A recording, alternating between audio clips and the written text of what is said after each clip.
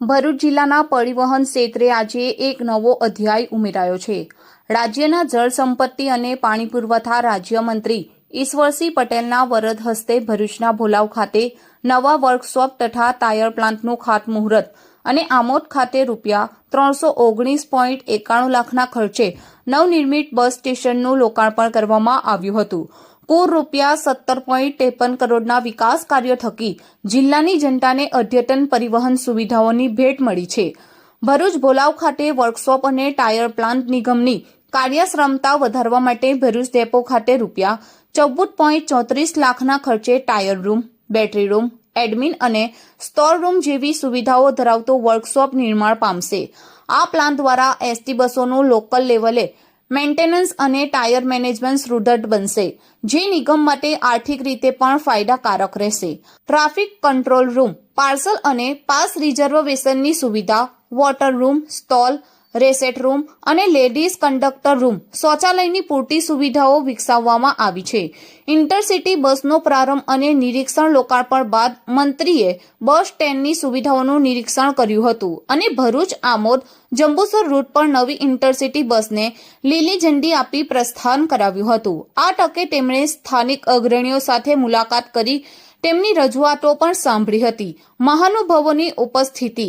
આ કાર્યક્રમમાં જંબુસરના ધારાસભ્ય ડીકે સ્વામી, ભરૂચ પ્રાંત અધિકારી મનીષા મનાણી, એસટી ભરૂચના વિભાગીય નિયામક સંજય જોશી, નગરપાલિકા પ્રમુખ, તાલુકા જિલ્લા પંચાયતના સભ્યો, ભાજપના પદાધિકારીઓ અને મોટી સંખ્યામાં નાગરિકો ઉપસ્થિત રહ્યા હતા। આદરણીય મુખ્યમંત્રી શ્રી ભૂપેન્દ્રભાઈ પટેલ અને ડેપ્યુટી મુખ્યમંત્રી શ્રી હર્ષભાઈ સંઘવીજીના સાનિધ્યની અંદર આજ રોજ ભરૂચ ભોલાવ ખાતે વર્કશોપ અને ટાયર પ્લાન્ટનું ખાતમુહૂર્ત કરવામાં આવ્યું।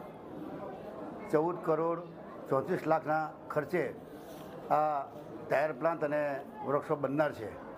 સાથે સાથે અહીંયા આમોદ ખાતે પણ એસટી બસ સ્ટેન્ડનું ઉદ્ઘાટન થઈ રહ્યું છે। એ પણ 3 કરોડ 20 લાખ રૂપિયાના ખર્ચે આ બન્યું છે અને આજથી ખુલ્લું મૂકવામાં આવી રહ્યું છે। 6 જેટલા પ્લેટફોર્મ છે, સાથે કંટ્રોલ રૂમ, મુસાફર માટે વેઇટિંગ રૂમ, ડ્રાઈવર કંટ્રોલ માટે પણ rest room, water room, stall, electric room, આમ અનેક પ્રકારની સુવિધા, સંડાસ બાથરૂમ સાથેની સુવિધા અહીંયા કાર્યરત થઈ રહી છે। મુસાફરોને જે ભૂતકાળમાં તકલીફ પડતી એમાંથી મુક્તિ મળી છે, આજે એક નવી સુવિધા અહીંયા પ્રાપ્ત થઈ રહી છે। આ કાર્યક્રમની અંદર આજે અહીંયાના ધારાસભ્ય એવા ડીકે સ્વામીજી, અમારા પૂર્વ જિલ્લા ભાજપના પ્રમુખ શ્રી મારુતિસિંહ, ડિવિઝનલ કંટ્રોલર શ્રી સંજયભાઈ જોશી, તમામ આમોદ વિસ્તારના તમામ કાર્યકર્તા ભાઈઓ બહેનો આજે અહીંયા આ કાર્યક્રમમાં હાજર થયા। ત્યારે આ સુવિધા મળવાથી ને અહીંયાથી દરરોજની 80 જેટલી બસો આવન જાવન થવાની છે, જે સુવિધા અહીંયા મુસાફરોને અને તમામ લોકોને અહીંયા મળવાની છે। ત્યારે તમામને હું ખૂબ ખૂબ શુભેચ્છાઓ પાઠવું છું।